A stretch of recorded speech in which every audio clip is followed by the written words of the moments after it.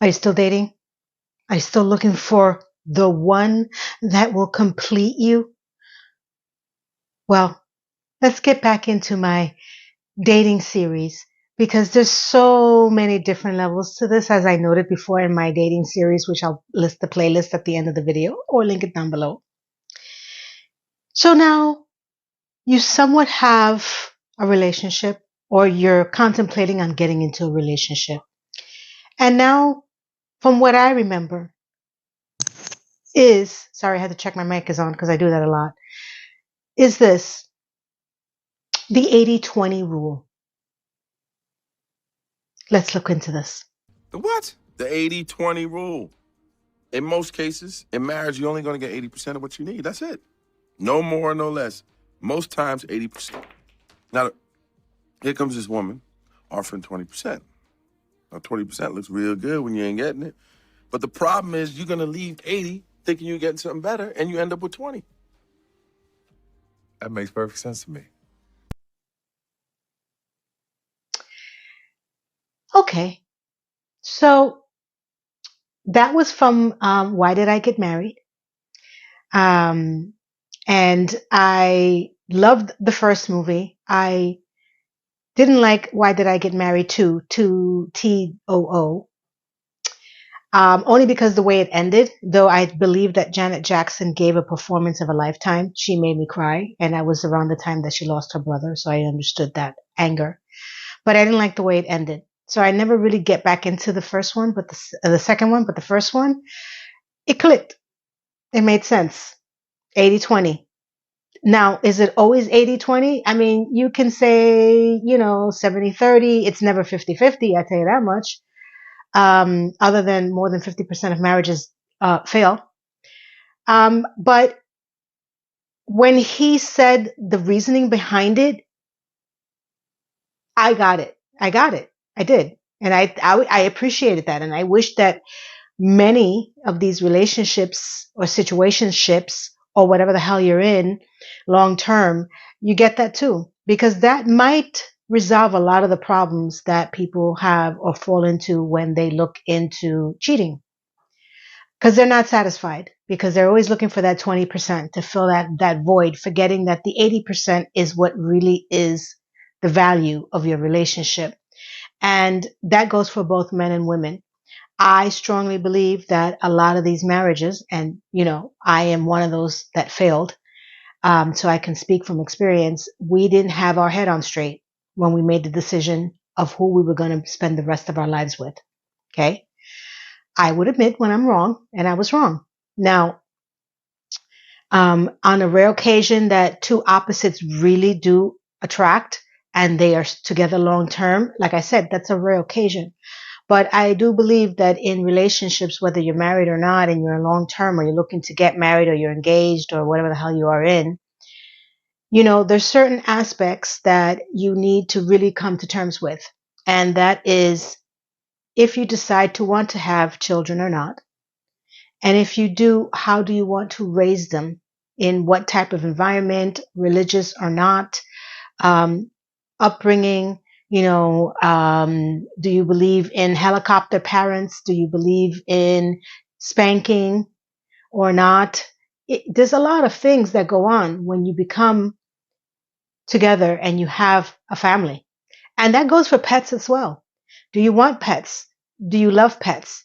How do you raise your pets?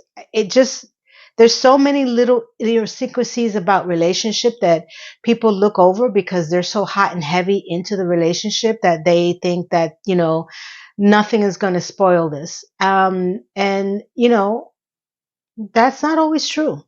So I don't know what happened when it comes to this 80-20 when I first heard about it to this next clip that I would say that's okay. Let's before we take a look.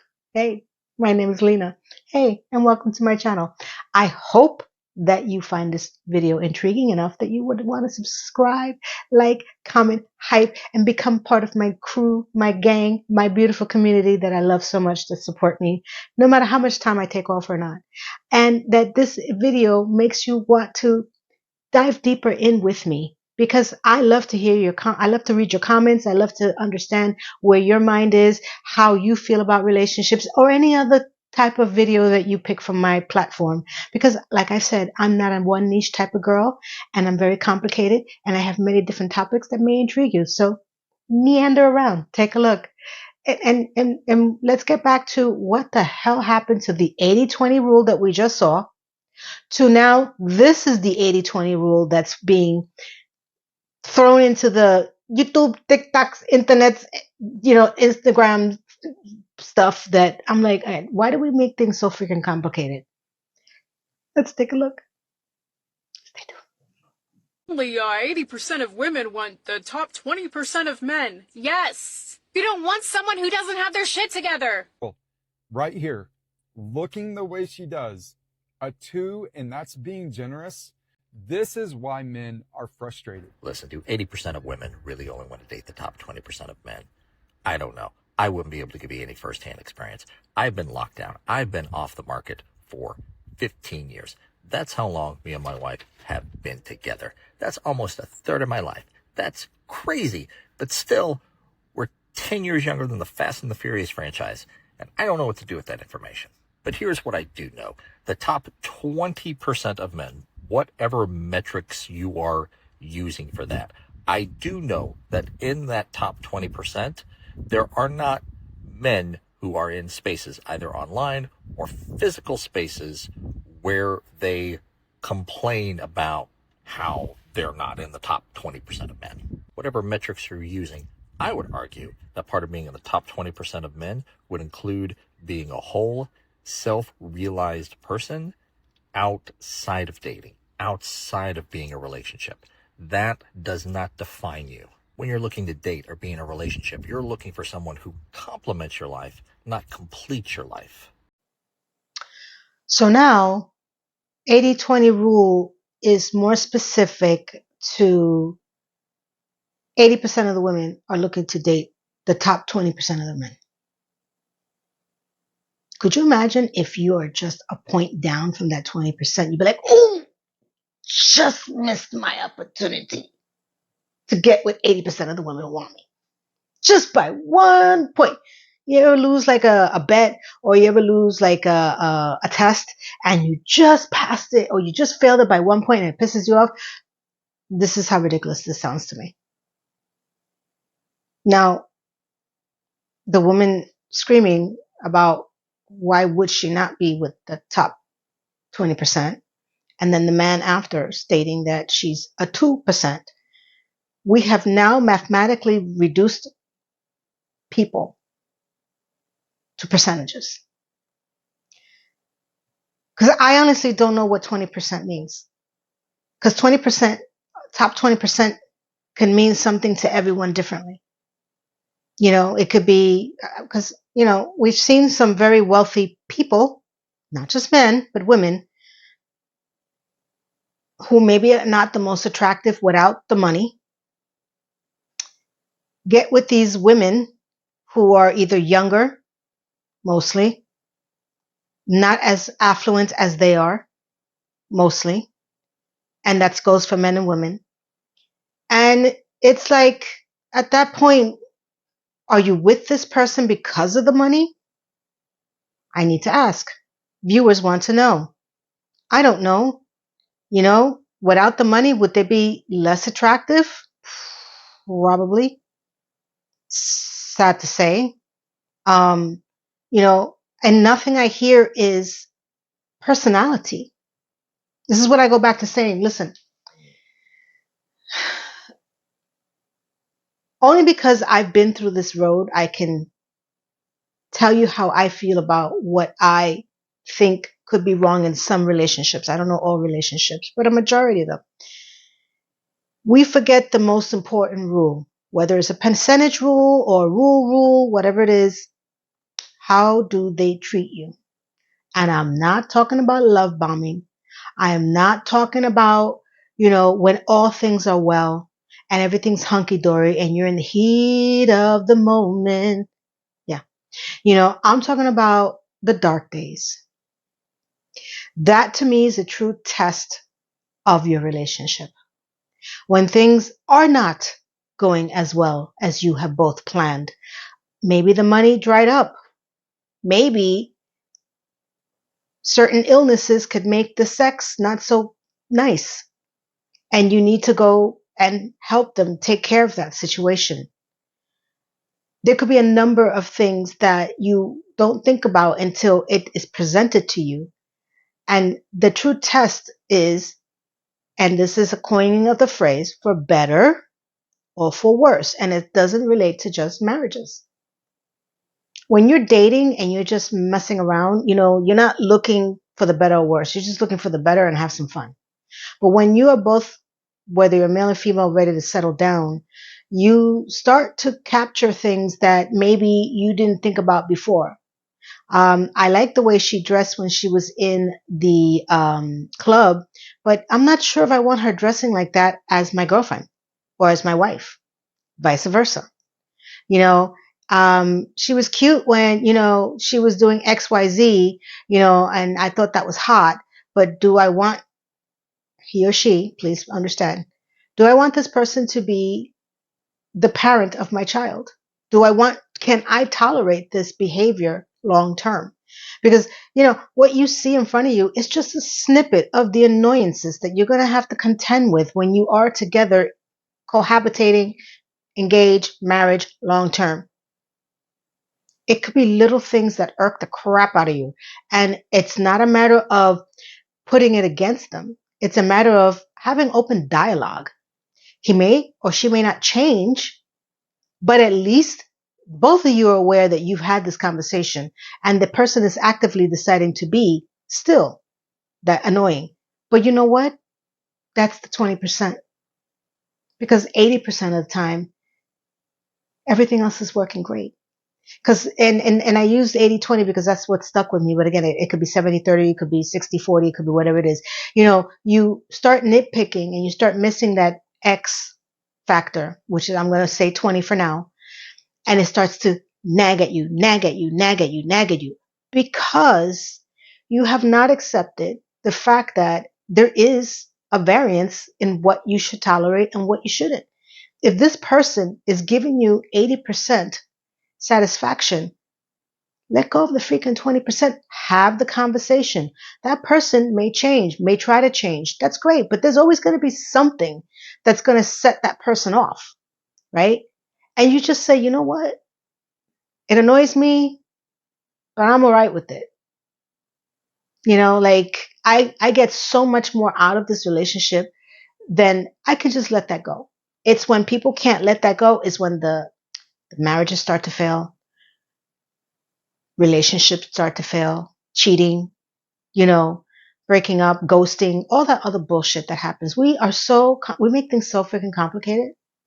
And like I said, as we start getting to the rest of these clips, the one thing that stood out to me the most is the treatment of these people to each other. Let's finish up this guy and I'll get back to, my analogy. You don't feel entitled for women being interested in you. If a woman is not interested in you, that's water off a duck's back. You move on because that doesn't rattle your confidence.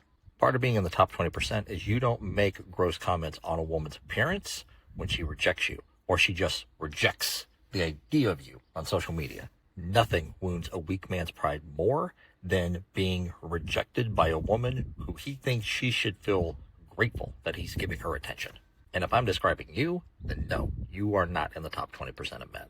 Now again, I've been out of the dating pool for a while. I don't know what it's like to date in 2026. But what I do know is that if you want to be in the top 20% of men by any metric, first off, you got to work on yourself. You got to work on your confidence, being a self-realized person, and you got to check yourself on how you think and talk about women when you're rejected. And the Fast and Furious franchise is drinking age. What a time to be alive. So to top off his point of view, the one that captured me the most was people talking about people badly all over the internets, YouTube, TikToks, Instagrams, all the bullshit that goes on. He wasn't man enough for me. She wasn't good enough for me. She wasn't this. We have gotten so comfortable with people bashing their exes to the world. Because bashing your exes has always been relegated to friends, families, and maybe their friends. And maybe their family. Because we didn't have a central vocal point to express to the entire world about he or she didn't do this for me, we broke up because of this. It's like, why? Why are you even bringing this up at all?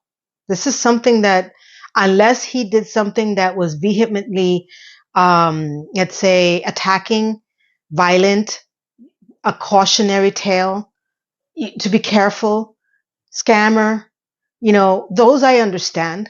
I watch a lot of those types of TV shows. Those are important to get out there because they are love scammers, violent people, etc. So that makes sense to me. But whether you broke up with someone amicably or not, he cheated on you, she cheated on you, just, dude, girl, stop. It's like almost a race to see how many clicks and likes I'm going to get if I tell the story. Because there's sometimes I don't even understand the point of expressing this or crying on TV. Oh my God, he broke my heart. He broke my. I'm like, what? And they get so many views that I truly believe it's become a fad. Like, it's a fad. It's not reality as what we like to believe, And then we have these horrible reality TV shows. Oh my God. I'm going to make a separate video on these, but I'm going to address the 3 that annoy the crap out of me the most. Love at First Sight, which is a mockery to marriage. And I don't understand how that freaking show is still on. Because I remember watching the first season. I'm like, no way this is going to last. I believe it's been 15 years now. I'm appalled. Appalled. Love Island.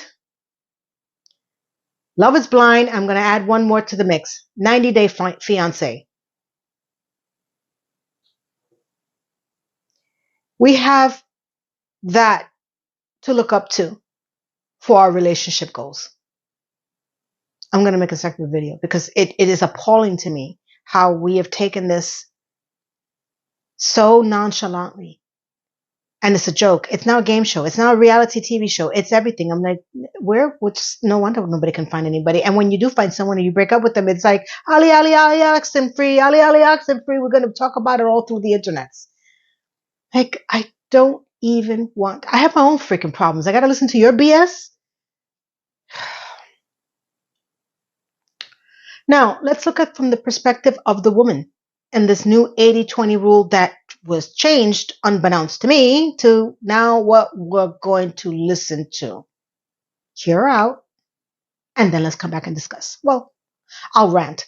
You come back in the comments and discuss. What pisses me off is the discourse around how women only go for the top 15% of men. Like, am I supposed to be going for the fat loser who doesn't have a job and lives at home? Am I supposed to be attracted to that? Obviously, I'm going to be attracted to the guy who's ambitious, the guy who's manly, the guy who takes care of himself and his health and works out, the guy who's tall, the guy who's going to give my kids good genetics. Why on earth would I be attracted to the fat loser? Or any loser for that matter. Even an average guy. Like, why? If I could pick the best of the best, why would I be attracted to the mid-tier? Like, hello. Especially if I'm a top quality girl. What happened to earning your place in this world? You're gonna be a loser in this life and then expect people to want you? Like, that's just common sense that that's not going to happen.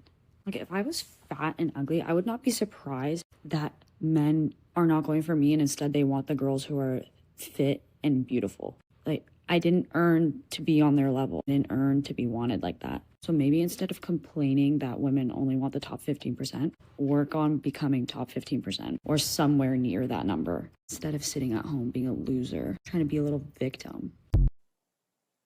You know what's so funny when I heard her? When she says that fat, loser, and good genetics. I could almost guarantee, I'm not saying that she will, but let's remove her out of the equation because I don't want to specifically say her, only because we've had enough knowledge that money trumps genetics, fat, and bald almost all of the time. Meaning that if a person had billionaire status, because even a millionaire doesn't even touch somebody's fancy anymore, billionaire status, it really doesn't matter what you look like, as long as they're able to use your money and they will have children with you, whether you genetically are appealing or not. I'm sorry, but there's been way too much history on this that we all know the truth. Okay? Now, if you cannot get a millionaire, billionaire, then you're trying to get that top 15, top 20% for genetics, fat loser. Now, I totally agree with her on the way of, for me, I would want someone that is healthy. Now, I'm not saying he needs to be a gym bro, but someone that has good hygiene, does have a job, and has prospects or some career-minded aspiration, not just a job that makes him miserable and he wants to come home and do nothing but cry about it or bitch about it. Not someone that's on the couch playing games all day unless you're getting paid to play those games and you're making money, because I know some people who actually do this for a living and they make money, right? That is important, okay, for me. So what's important to her, I kind of understand for a generalization. And I'm talking about men as well. You know, men are visually attracted to certain people. You know, that's just the way it is. But it doesn't mean that they end up all the time with them. And when they do end up with them, sometimes, a lot of times, most of the times, it doesn't end well, because when you're looking at something on the surface level, you're not digging deeper, you can be hot for the person, but then you don't like that person. You don't like to spend the end of your day with that person because they annoy you. And it's not the 80-20% rule. It's like you have no rule whatsoever. You pecker picked it and that was it. Right? And that goes for the women as well.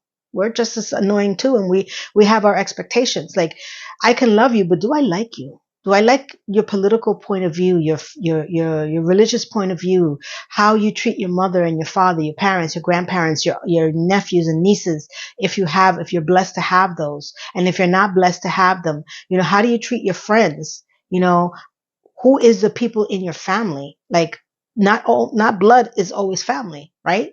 How do you spend your time, you know, with them? You know, what do they say about you? Like, are you a good person? You know, do you donate to charities? Do you volunteer? Do you care about certain things like the environment or just the general well-being of the world and the people? To me, those are important factors. You know, I've dated the short and the bald, you know, and some of them have really, really sweet hearts, you know, and you could ask my son, maybe I didn't pick the genetically right person for him, because he always wished he was a basketball player, but you know, his father was short, you know, and 5'5", and now he's 5'5", you know, and he's always, you know, pointing his finger at me like, you couldn't pick somebody taller. I'm like, well, that's not the way it works when you're in love, right? I'm not thinking, oh my God, my child's going to be 5'5", and he's going to point the finger at me that he could have been a basketball player, and he can't because he can't. You know, like, you're not thinking that far ahead. You're thinking about your love.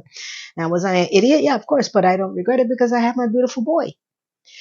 So, you know, it really depends on the situation.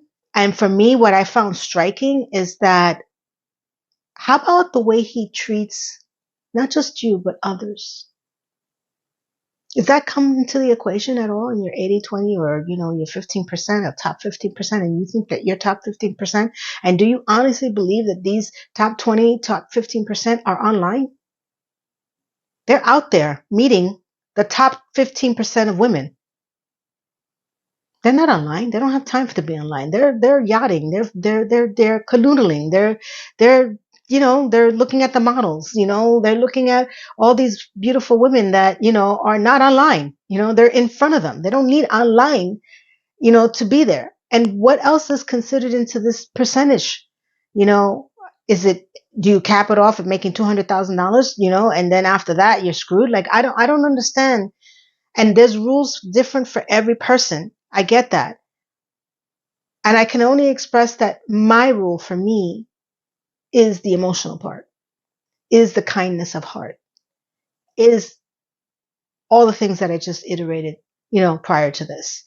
So I just find it fascinating that we complicate things so much to a percentage that we don't look at the human that's in front of you, whether he's hot or not.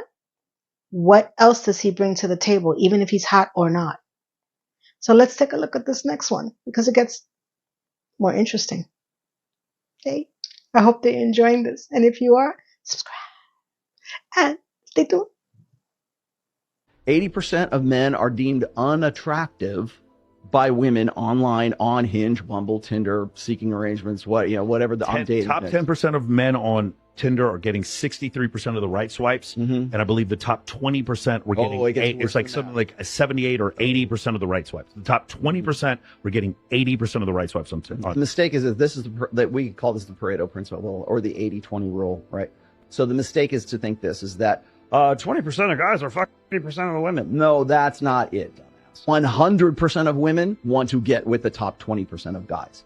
That leaves 80% of guys who are the invisible ones, who are the sandwich artists, who that women are completely oblivious to because they are unattractive. They are not, maybe he'll do. They are, I wouldn't even recognize his existence, right? Yeah. So since women are from Venus and men are from Mars, this is what I heard when I listened and watched this. Excuse me. Dry throat. My apologies. I hate sneezing and coughing online, but I'm not going to re-record this, so suffer with me. I hear what he's saying, that the 80% of men are invisible. Totally understand. I think it's absolutely ridiculous. But then I go back to, so are the women. Because men have that visor when they look at women as well. And they're looking for the hot, skinny, or whatever is considered hot to them. Not all skinny women are considered hot to many men. Okay. They're doing it. They've been doing it for a long time. I think what's happening now is that the tables are turning and people are more vocal. And because we have all these platforms now and people can speak their piece and do the analogy and run the numbers that, and a lot of these apps, from what I understand, are women driven in the sense that they control the swiping and the liking and all this other nonsense. But I can guarantee that if it was the men, they would be looking for 15 or 20% of the top women as well. Right. And that's what the problem is. It's like we put up our best fake picture online and then we meet them in person and they're completely different in person. First of all, why are you doing that? Secondly, why are you doing that? Like, there is an ulterior motive. There's an insecurity there that you're not putting your real self online. Okay. And then when that person meets you offline, in person, they're like, well, you don't look like this filtered version of what I see here. Well, no, because it's filtered. Hello. They don't appreciate maybe the wrinkles on your neck or on your lines or your 11 lines that I have coming in. They don't appreciate my little idiosyncrasies, like they want to see only the filtered version in front of you. And that's not real. And that goes for the men too. Like I've heard stories about men altering themselves to look different or, putting up pictures that were there for 20 years before. That to me is a turnoff. Like, be yourself. And if you come in and you know that you look completely different, you better have a damn good reason. And you better say it the first minute you sit down. Well, let me tell you, this is the only picture I have because this is blah, blah, blah, whatever it is. And this is why I don't even like the dating apps, to be honest with you, because you don't know what you're getting. It's like life is like a box of chocolate. You never know what you're going to get from, that movie with Tom Hanks. Like, I'd rather see you in the street without the camera in your face, without the filters, just raw, unedited. I will be more inclined to be attracted to you because I know what I'm getting from first perception than waiting and talking to you for so many weeks, months, years, whatever the hell it is. And then all of a sudden be completely disappointed because I never met you in person and now I meet you in person and I'm turned off. This is what these apps are doing to people. This is what I keep saying. Go out and touch grass. Go out and have fun. Go out and meet people because at that point, you're going to see the real version of them. Then you can go check their Instagram, Facebook, TikToks, whatever the hell, and you're going to see the altered version of them. But at that point, it won't bother you as much because you've already seen the real version, and the real version is just as beautiful, if not better. And that goes both ways, and that's what I'm saying. Like, this 80%, 20% rule that was relegated to relationships, which made sense, has now filtered into who we want as people unrealistically. And if you fall 1% under that 80-20 rule, you're screwed. You're lonely. You don't have relationships. I don't understand how it turned out to pecker pickers, but this guy seems to have a handle on the situation. Let's take a look. 80-20 rule, 80% of women looking for 20% of men. Okay, so with this, I never really understood why men were so upset at this, because if I ask you your ideal woman, and this isn't necessarily directed towards you, you're going to pick some super hot, gorgeous, banging body ass woman who has an incredible fucking lifestyle. Like, you're going to pick an elite ass chick. Like, for me, give me Selma Hayek in that vampire movie. What is it, From Dusk Till Dawn? I want her in a bikini serving me Mai Tais and shit on a beach somewhere. Like, give me that. I want that. If you ask a man what the fuck he looking for as far as a woman go, he gonna pick top tier. He's not gonna be like, just a casual woman who reads books is fine. It's like, shut the fuck up. Look at you pretending to be humble. So women do the same stuff. They're going to grab all the traits and all the characteristics of all the best men and combine them into some fucking unicorn man that doesn't exist. I need a guy that's assertive and masculine, and he's double alpha. Fuck that, triple alpha. I need to be confident in my femininity. I want him to be assertive, but he knows when to shut me up, just have me stop talking. But, like, sometimes he knows when I need to talk, though. So, like, he'll cry with me, and then he'll dick me down with his 11-inch dick. And then I spend all his money, and it's just like, damn. Like, pretty much every woman gonna say some shit like that. Are they gonna get it? No, of course not. Like, why the fuck would you ever think they were? Like, you guys are offended, like, as if they're actually gonna get this man. That'd be like women getting offended. It's like, no, he wants Selma Hayek from the vampire movie. And it's like, yep. So, like, what the fuck? The point is, what people ask for and what they get are two different things. And you see these women wanting to hold out. Yeah, bro. Women are highly desired. The finer they are, that you don't understand. Like, just observe the life of a woman. Like, talk to women. They're just getting offers, like, thrown at them like crazy. So they're holding out to get the best option for themselves. Why wouldn't anyone else do that? Everyone, I'm doing that. We're all doing this. So I can't be mad at women for that. I mean, I may get upset because the way they go about it is a lot of obnoxiousness and entitlement. I don't like that sort of thing. But in the reality is, people can ask for something. It doesn't mean they're always going to get it. I can't be mad at someone for asking for something. Well, he's not wrong.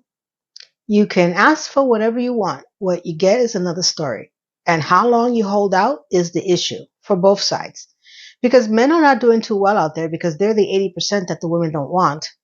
And the top 20% are definitely not online looking for someone that is looking for them because they're only going to find people who are not of their league. I'm sorry, but I'm telling you the truth. These people who are the 20%, whether male or female, they're already out there doing the real deal shit. They're not online swiping and looking and what. No. You may think they are, but no. Okay? And, women can ask and men can ask for whatever they want. We are now at the age, at the point where a lot of the people that have been holding out for the 20% are realizing that they are in trouble. They're aging out. They're not as attractive to the people that they want to be attractive to. And now they're starting to dig deeper into that 80% pool, but that 80% pool is not digging back. How many stories have we heard that, I can't find someone, I'm lonely and this and that, and everybody's just looking in all the wrong places, everywhere all at once, and you can disagree or, be upset about the female version of her, rule to find a man, not short and fat and, not working, and you could be mad at him, this one that is like, yeah, you're going to want to pick the Salma Hayek in the vampire movie, you can be mad all you want, but you need to stop and listen. And when I hear these two perspectives, I go back to what I said. Where's the love? If you're constantly trying to find the top 20% and you're dating only hot people, let's say, for however you're doing this, because they're hot, what happens when you're bored? You look for the next hot one, because there's always one coming down, a younger version, whatever the case may be, which we'll get into in a few minutes when I'll show you why I'm saying this.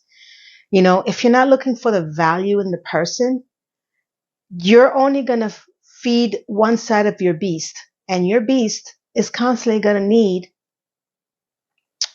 different meals. Mm-hmm. Let's listen to this other woman's perspective and see how we can converse on this as well. I hope you guys are leaving comments below on all these situationships and let me know how you feel about your situationship, your past, your history, your current, whatever it is, and what you've gone through in your life. Because we all have a past. Stay tuned. Men do not like older women. Would you ever date an older woman? No. Why do you date younger women?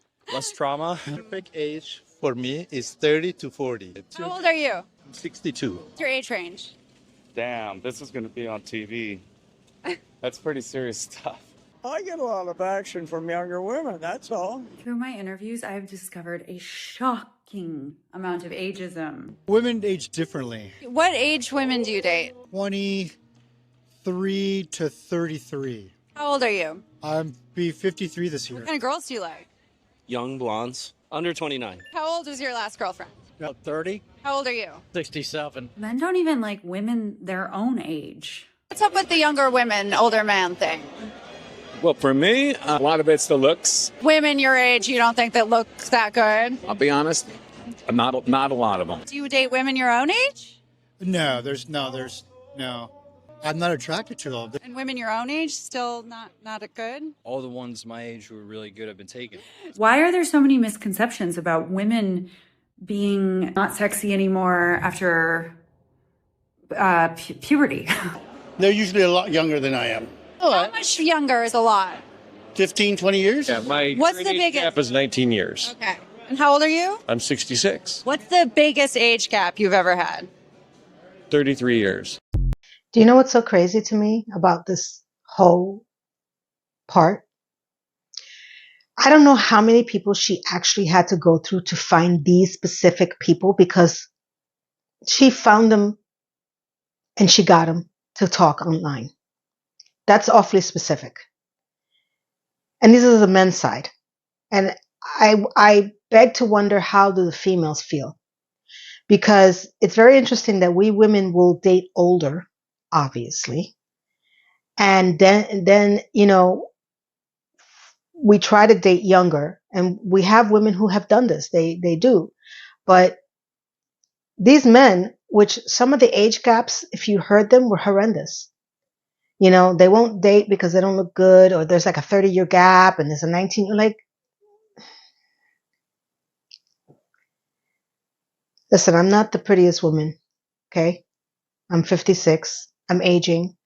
I'm aged out from any real relationship that is not my age group or above. I've accepted that and I'm okay with it. But there are times where I do get lonely. I don't look to age down. I look to age my level or slightly above. And I know just by listening to this, I've heard this for so many years, way before I was aged out, that this is how it is in the world. Like, older men view women's fertility age more attractive than women that are in their 40s, 50s, and 60s. And I hear it online all the time. Men bashing women that, they're aged out, they're too old, they should just slip away and hide. And like, the men are the alphas, and they're the ones who are going to get a woman at any age they are in and how many years apart. Like, I've heard this since I was a child, to be honest with you, since I was a little girl. Okay. It's a little bit more striking when I'm still hearing it and now I'm in that situation. It's not impossible. It's just highly improbable. And you really got to put yourself out there in order to weed through all the madness. That is just a microscopic look of all these men, but I don't want to believe that every man my age wants to date someone that's 20, 30 years younger than them. Not that it may not happen, but I don't want to believe. I want to believe that there is even a hope, even if it is 5%.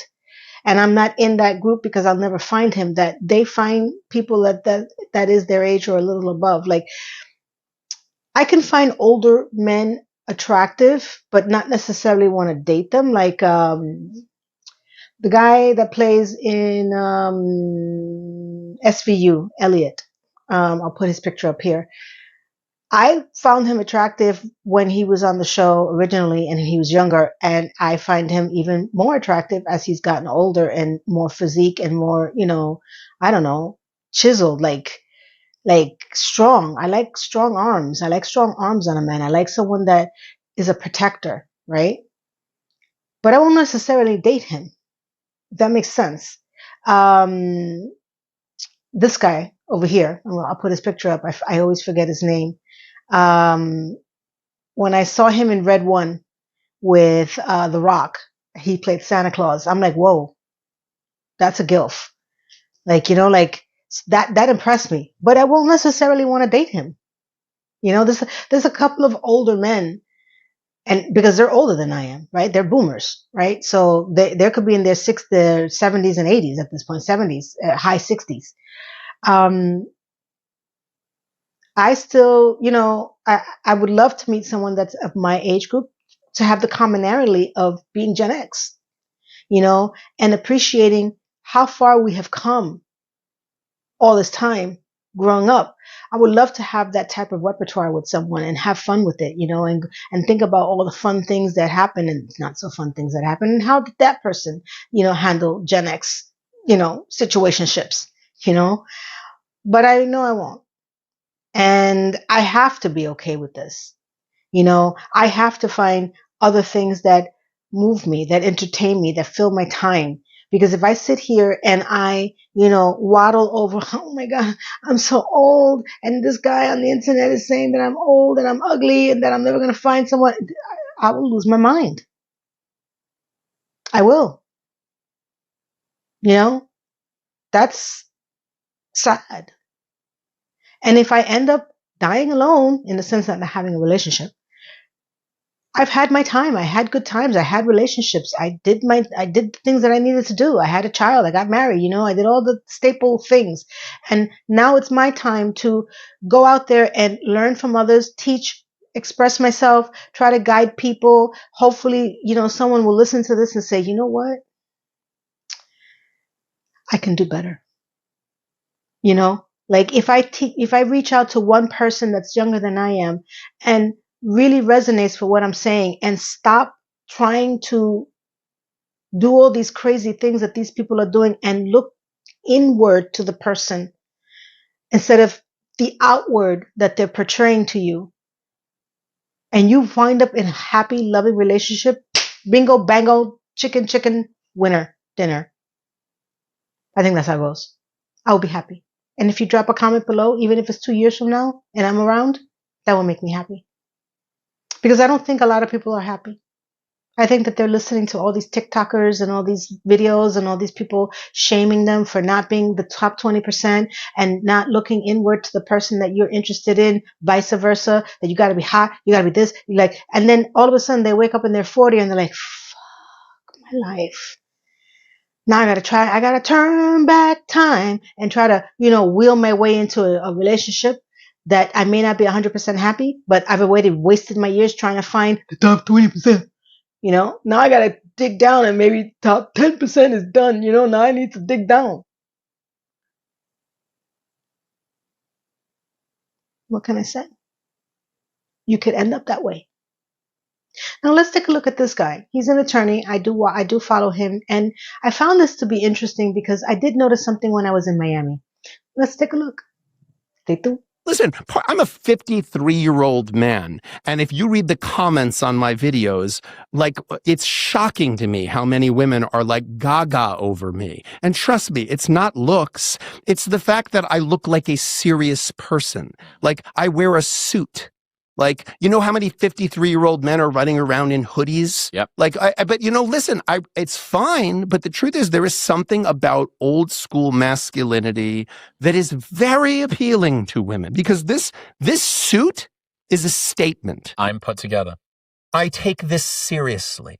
That's what this says. I take this seriously. It's why you would wear this to a job interview or a funeral, and you wouldn't wear it to the beach, right? You wear it because you're saying, I'm wearing this because I want you to know I take what I'm doing seriously. And if you put this on when you're getting together with a woman, you're saying, I take this seriously.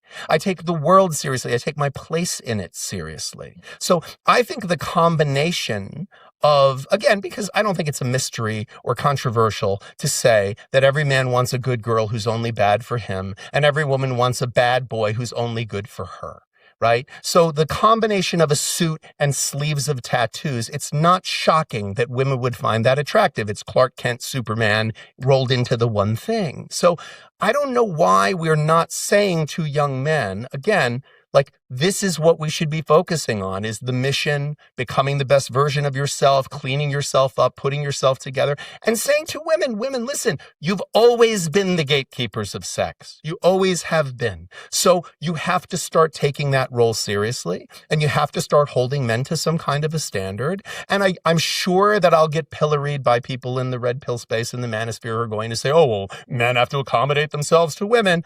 Okay, yes, that's how it works when it comes to sexual gatekeeping. That's how it works. Unless you want to be the kind of person that, sneaks in the back door and steals things and puts on a false face of what it is that you really want, and you want to be disingenuous. You're right. You can make a lot of money stealing.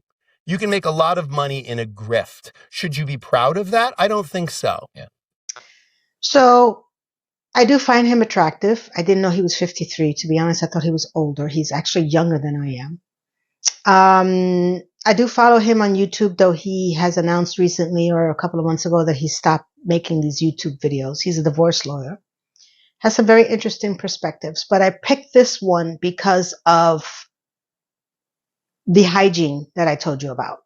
The well-kept man for me. One thing I noticed when I was living in Miami, and there's no fault to it as far as why they were doing this, but I found it interesting. Miami in Florida in general is, hot as Hades' ass. Okay? All the time. The very few days that they have cold weather. And when I say cold, it's almost a shock to the system.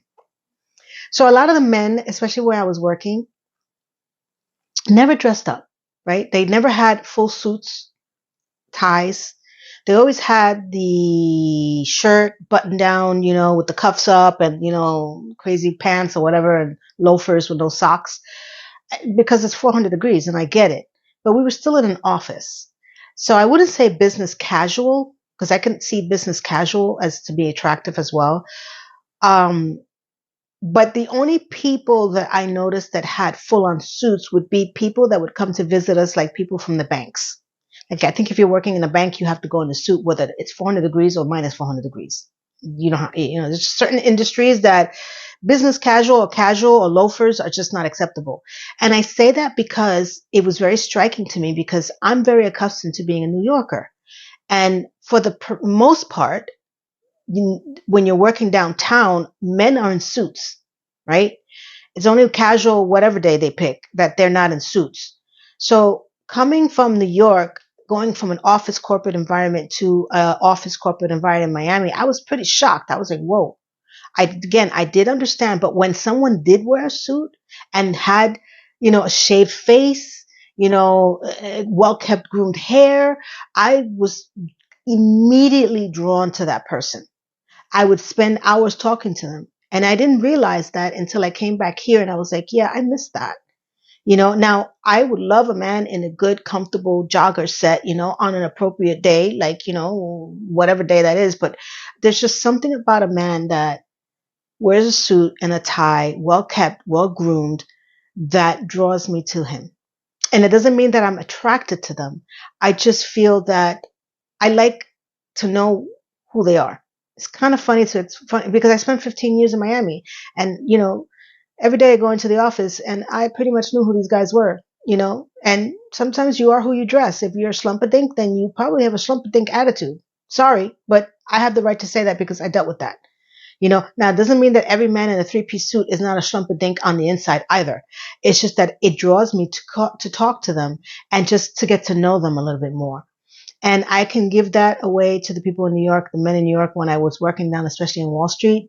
You have to be well dressed, and just the way that they kept themselves is intriguing to me. Now, they don't have to be 100% fit, because a lot of these men in Miami that were wearing the suits and not wearing the suit are not fit. Believe it, there's a lot more fit women than there are men in Miami. And that's not by a lot. That's not by a lot. Okay. And I say a small percentage, but it's not by a lot. But it's easy to find a unwell, unhealthy, unfit guy in Miami than it is to find a woman in Miami that way. It's not impossible. There's certain sections in Miami that, people are just not healthy, But if you go to the popular spaces like South Beach, Miami Beach, yeah, of course, Doral, all that, you're going to see it. It's very, very striking. It's like when you go to California, you're going to notice people are surgically altered, to say the lack of a better word. Miami is the hometown of surgically altered people. And, California is the Mecca. New York, we have a cornucopia full of people. That's all I can tell you. And I miss that variety. I miss being able to engage with different types of people, different shapes, different colors, different thoughts, different everything. I know it's weird to say, but you have to be in it to understand it. Sometimes a hive mind is very clear when you're looking at it from my perspective. I'm like, my God, everybody's the same. They all think the same. They all act the same. They're all the same. I come here to New York and it's like, you got a list of people that you can just engage with, and it's fascinating to me, the places that they've been, what they do, who they are, the nationalities, how they dress, how they work, where they work. It's just, I don't know, maybe because I'm partial, because I'm a New Yorker, and I really noticed that in Miami it's not like that. It could be that. One of these days I'll tell you my experiences in Miami other than what I'm telling you now. So I appreciated what he said. He's a little pompous, but, he could be. He's probably, making a lot of money. He's a lawyer and, a divorce lawyer for the rich and famous. If you watch his channel, you'll know what I mean. But he would be someone that I would like to sit down and talk to. Just like that, just to listen to him and be like, wow, he has things to say that intrigue me. So let's take a look at this clip of the woman who says that she has 5 simple rules of how to get the top 20% of men as an average woman. I thought that this was ingenious. They don't. You're an average woman and you want to know how you get a high status man? Okay, I'll teach you in just 5 steps. Step 1, you can't. Sorry, but you can't. So there's no need to go over all the other steps, but hold on, let me tell you why. A high status man, he has options and real options. He's not choosing based on your standards. He's choosing based on your value. So when you say stuff like, I need a man making over $500,000 a year, or I have high standards, or I'm just thinking about my future, you have some questions to answer yourself. Are you fit, or are you working on it? Are you young, or are you trying to compete with a 20-something-year-old using Botox and filler? Are you feminine and submissive, or are you loud, combative, and allergic to being led? Do you like to cook, or do you hate it? Do you bring peace, or do you bring problems, mood swings, and tests to see if he really loves you? Because men at that level, they invest in beauty, peace, and a woman who makes life feel lighter and easier. And if you bring kids from another man into the equation, your chances are even smaller, honey. I'm sorry. So what the hell happened? Average women used to go for average men, solid men, hardworking men, and loyal men with character. Now, a lot of average women want the top dog while refusing to become a top woman themselves. That is not high standards. That is high entitlement. That is why you're still single. That is why you're getting older. And that is why you keep asking, where are all the men? Where did they go? Honey, they're everywhere. Take a look around. They're on construction sites doing electrical work and they're working the double shifts. And guess what? Those men, they would treat you like a damn queen, but you are stuck in fantasy land. You think you have the same chance as a sweet, feminine 20-something-year-old who looks like a model? I'm sorry, but no, give me a break. Your prince might not be dressed in Italian designer suits every day. He might be in work boots, covered in dust, looking for a woman who's actually worth committing to, but you're too blind to see him. That's all she wrote. She couldn't have said it better if it came out of my mouth. I think she's my sister from another mister. She perfectly stated everything that I've been trying to say to everyone all at once in a short TikTok video. But please continue watching my videos because I go into depth, okay? I appreciate her honesty, her rawness, her way of saying the truth. And if it hurts, I'm sorry, but it's the truth. One thing I do have to say again is look for the person's heart. If there's nothing else that you can take out of this video, male, female, 20%, which I doubt you're watching because you have a life. 80%, I hope you're watching because you want to live a life.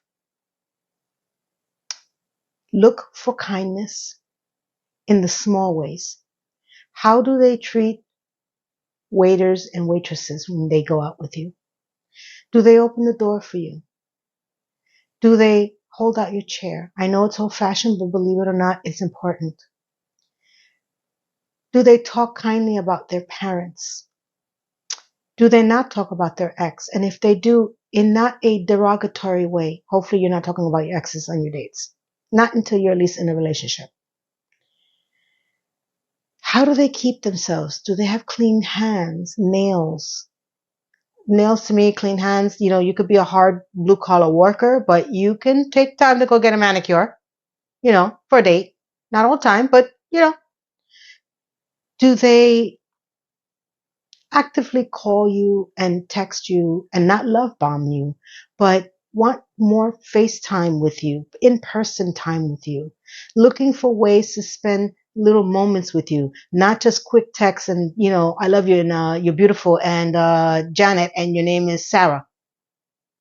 You know what I'm talking about. Do you feel rushed when you're with them?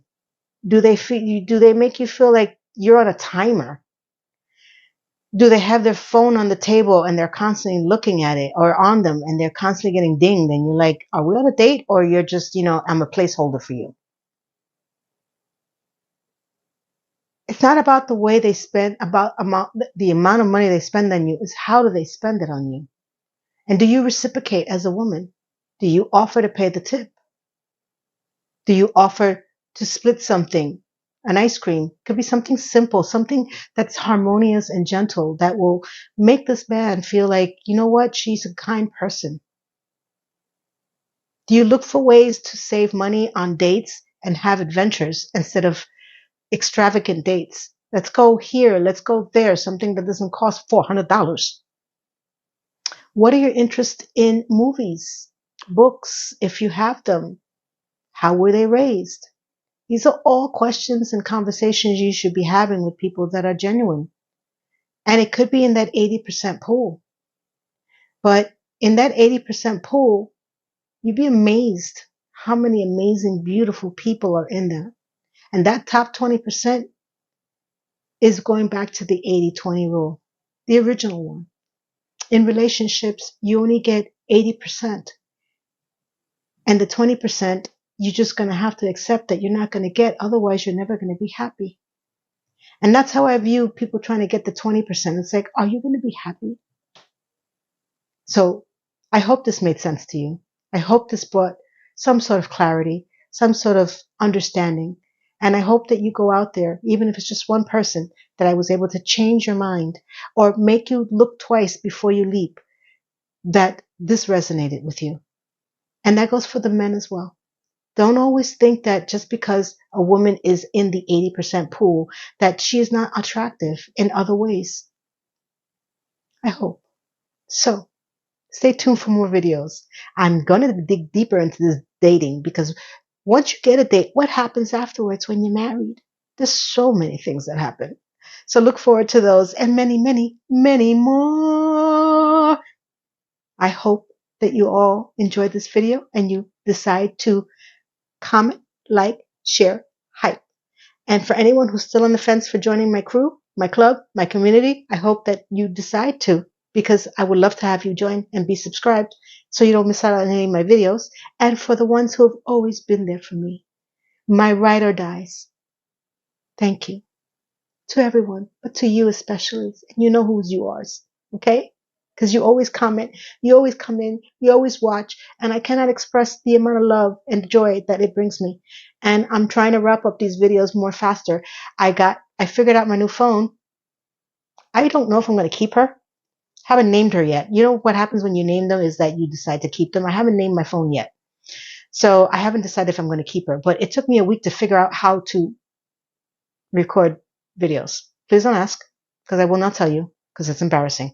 So I love you, and I want to wish you all a blessed day, a blessed weekend, a blessed week, month, year, and from here to around the beautiful, beautiful world between the 80s and the 20%. Thank you, everyone. Goodbye.